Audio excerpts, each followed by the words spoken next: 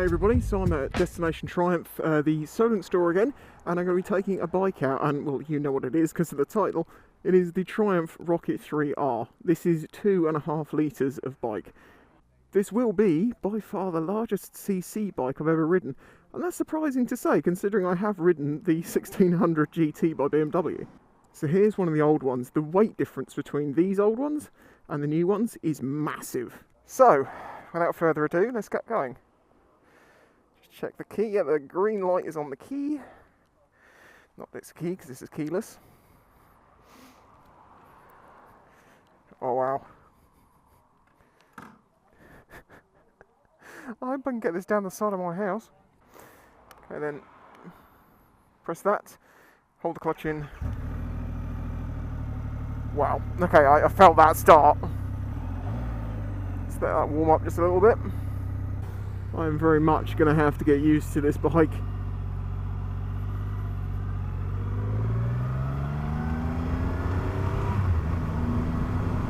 This bike's top trump number probably isn't the CC, it's probably the torque, because it is massive. I believe it's about 160 foot-pounds.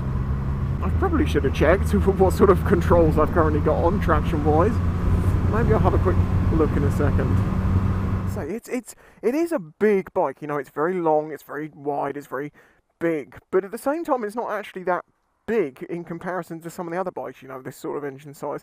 It obviously is a triple, and that's why you've got these three huge ports and exhaust coming out the side. The front tyre is as big as a rear tyre on most bikes. In fact, what size is this? This is a 150/80/17 on the front. And the rear one is a 240/50/16. So yeah, that's a big tyre as a stock tyre. This is of course shaft driven, no chains here. That's rather a lot of power to be trying to put through a chain. You could, but you know. The brake discs for the rear are huge and are hidden inside the wheel, as you can kind of see here. You see. It's all kind of hidden away in there. You got little Triumph logos in the headlights. Yes, it's a very sleek looking machine. Obviously it is of the cruiser, roadster, dragster sort of what I would call style, because it's somewhere between the two. A bike that can handle and has also got a huge engine. Now I'm going to obviously have to get a little bit more used to this before I start throwing it into corners, but I'm led to believe that because of the weight reduction, this actually rides so much better than the old ones. Never had the opportunity to ride the old ones, sadly. Okay, some bikes have a twitch when you rev them. This definitely has that twitch. Turning circle is quite large for a road, and reversing it back up the hill is a little tricky. But there we go. You barely have to touch the throttle on this thing.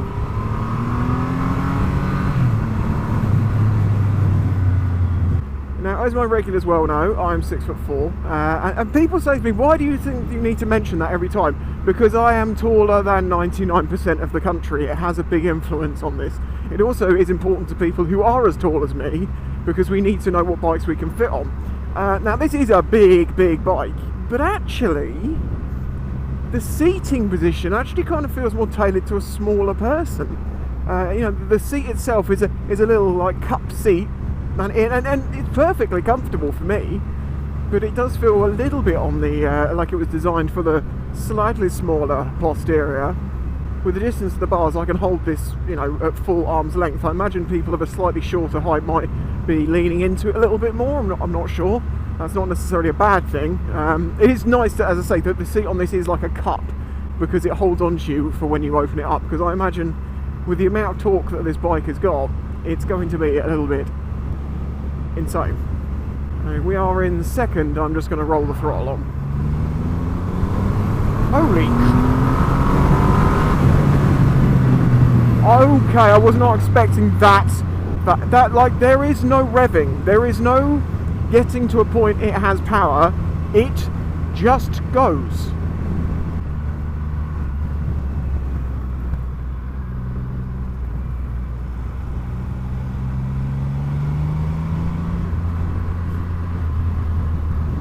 doesn't feel heavy at all. Okay, so can a Rocket 3 overtake?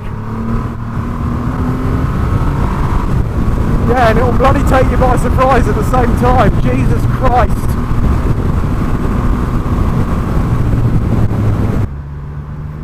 Because of the amount of torque it seems to have, you can actually ride this bike like around in one gear, that being first, second or third. And it almost seems the same throughout, apart from obviously the higher gear you are, the little less leery it feels, just very slightly. And it actually makes it a little bit smoother to ride around in third rather than second. So I'm getting used to it. This is not a big, heavy brute. It's much more elegant actually to ride. The engine is so well balanced, you really feel no vibrations. When you get on it and you feel a little tweak and a bit of a rumble, but it's so low frequency, you kind of feel this engine more than you actually hear it. I'm pretty sure there's some whales out there going nuts for it.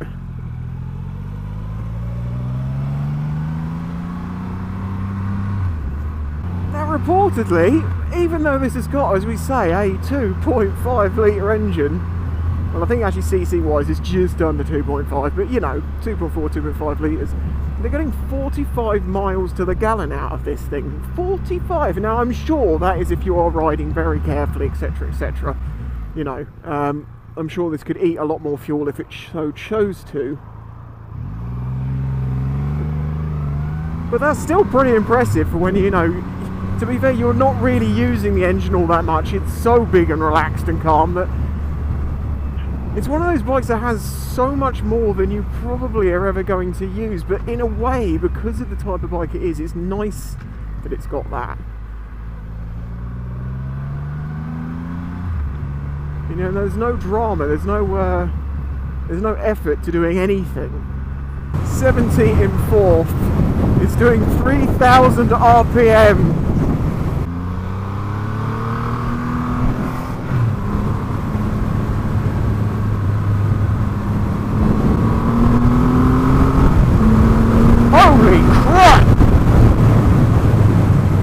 Brakes are good. Brakes are very good.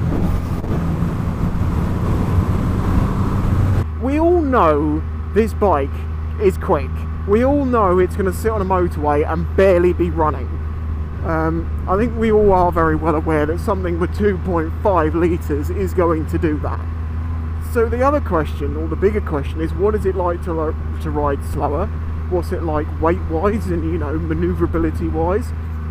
What's it like to use day to day? They're the things I'm going to find out, because that's what I'm going to be doing with it. It's hard to put the handling of this into words because it is big. You can sense its bigness and its weight, but it doesn't feel unmanageable. It just kind of, it's very predictable in the way it's going to react and the way it's going to go.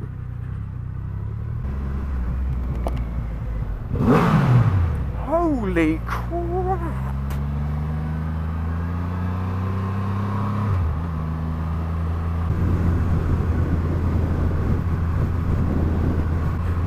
I know how strong this wind is. I know what it's normally like coming across this bridge, and this wind is not blowing me.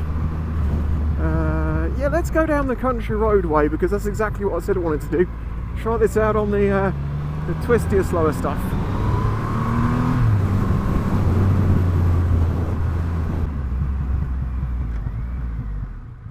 The brakes are nice on this too. They are very, very positive. Obviously it takes a little bit more time for them to have an effect because you've got a lot more mass to stop, but they definitely don't feel like they're lacking. And the amount of front end grip from this is huge. But then again, as we say, we've got basically the rear tyre off of most bikes on the front here.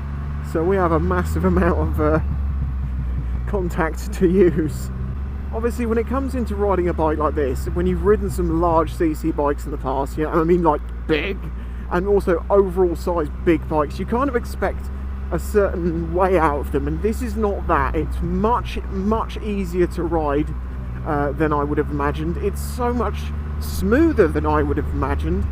It turns in so much easier and lighter than I would have imagined. It's just a lot easier to ride with confidence, in the sense of going around corners and stuff. When it comes to opening that throttle up, you need to go through a checklist of about 6 or 7 things before you do that, because it is immense.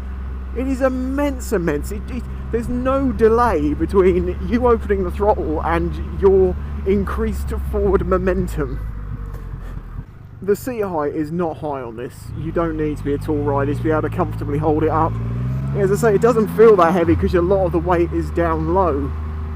So you don't feel like you're holding up this giant weight that's just wanting to fall to the ground.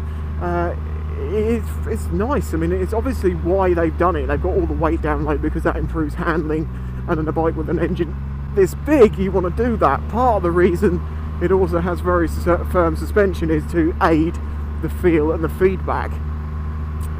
But you know, you're going to have a payoff there a little bit with some rider comfort. Should we have a quick look at these brakes, shall we?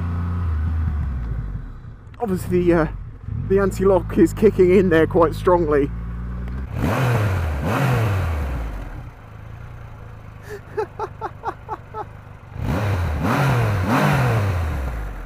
It's just insane. Oh, by the way, pillion pegs, you can't see any. Look at that. I like that a lot. Very clever. Oh no. Get your sausage dog under close control. I could squish it very easily. I cannot put my feet down, just get used to the size of it, balance it. These first ride videos are about finding out the things that jump out first to you, the most noticeable things about the bikes. As I came into this some preconceived notions that maybe it's going to be a certain way to ride, and it just hasn't been. I can't call it light because it's not light, but it kind of feels light.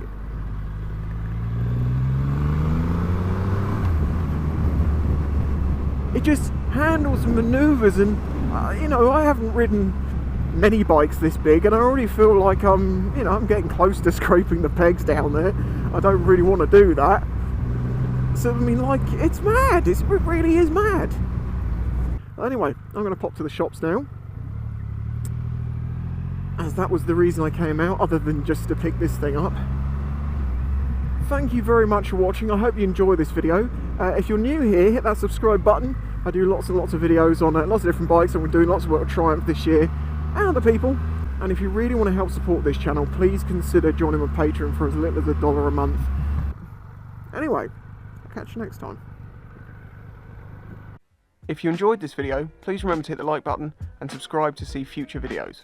This channel is made possible by the support of the audience. Please consider joining my Patreon to get early access to videos, questions answered in the monthly Q&A, your name on screen, and some exclusive content, all for as little as $1 a month. You can also check out the links in the description to my merch and other ways to directly support the channel. Thanks for watching.